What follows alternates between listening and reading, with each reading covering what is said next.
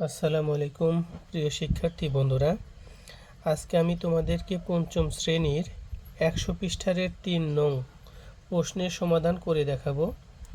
এখানে আছে, তনিমা ব্যাংক থেকে 3 বছরের জন্য 20,000 টাকা ঋণ নিলেন।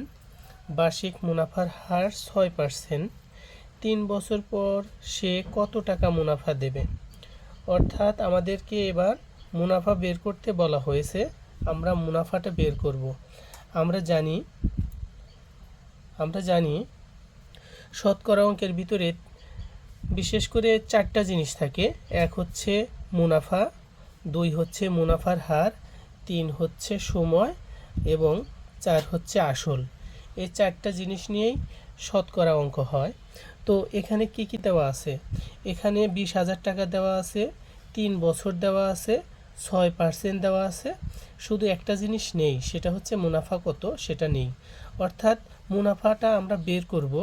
তাহলে এখানে যে আমরা 3 দেখছি, এটা হচ্ছে বছর, 3 বছর, এটা হলো সময়। আর এখানে 6% যেটা আমরা দেখতে পাচ্ছি, এটা হচ্ছে মুনাফার হার। আর এখানে 20,000 টাকা দেখছি, এটা হচ্ছে আসল। তাহলে সবচাইতে বড় যে সংখ্যাটা আমরা পাচ্ছি এখানে, সেই সবচেয়ে বড় সংখ্যাটাই হচ্ছে আসল।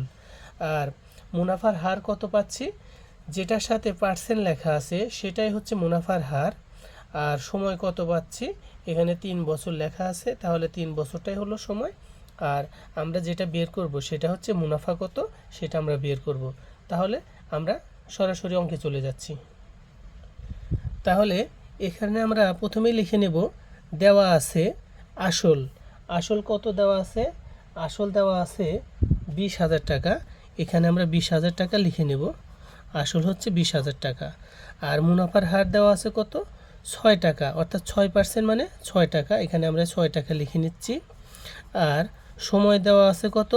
সময় দেওয়া আছে 3 বছর। এখানে সময়ের জায়গায় আমরা 3 বছর লিখে নিচ্ছি। আচ্ছা, এখন আমাদেরকে যে জিনিসটা বের করতে হবে সেটা হচ্ছে মুনাফা কত। এই মুনাফা কত এটা আমরা বের করব। মুনাফা কত? তাহলে মুনাফা যদি আমরা বের করতে চাই, আমাদের কি করতে হবে? মুনাফার সূত্র লিখতে হবে। মুনাফার সূত্রটা কি?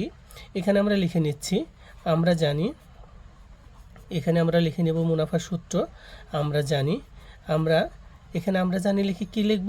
মুনাফা সমান কত সেটা সূত্রটা লিখব। মুনাফা সমান হচ্ছে, এখানে উপরে লিখে নিচ্ছি, একটা দাগ দিয়ে উপরে লিখব হচ্ছে আসল গুণন মুনাফার হার, এর সাথে লিখব গুণন সময়, তারপর নিচে লিখব হচ্ছে বাই 100। তাহলে মুনাফার সূত্রটা কি হচ্ছে? আসল গুণন মুনাফার হার গুণন সময় বাই 100। তাহলে এখানে আমরা এখন এই সূত্রের যে কথাগুলো আছে সেই কথাগুলোর মান বসিয়ে নেব। এখানে সমান দিয়ে সর্বপ্রথম এখানে লিখব আসল কত আছে? 20,000 টাকা। এখানে আমরা 20,000 লিখে নিলাম। গুণন আছে, গুণন দেব। মুনাফার হার কত আছে? মুনাফার হার আছে 6 টাকা, 6 লিখে নেব। গুণন সময় আছে কত? 3 বছর, তাহলে 3 লিখে নেব। আর দাগের নিচে কত আছে? 100। এখানে আমরা 100 লিখে নিলাম। এখন আমরা কি করব? এটাকে আমরা কাটাকাটি করব।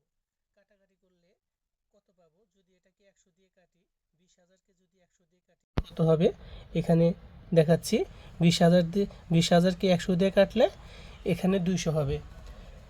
তাহলে এখানে 200 গুণন 6 গুণন 3, এগুলোর ফল বের করলে আমরা উত্তরটা পেয়ে যাব। এখানে যদি আমরা শূন্য বাদ দিয়ে গুণন করি তাহলে কত হচ্ছে? 2 গুণন 6, 6 দুগুণা 12।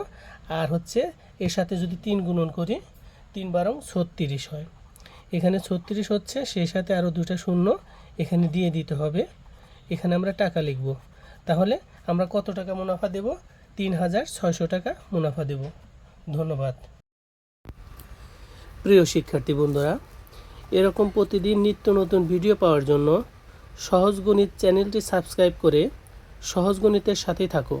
ইনশাল্লাহ অবশ্যই উপকৃত হবে।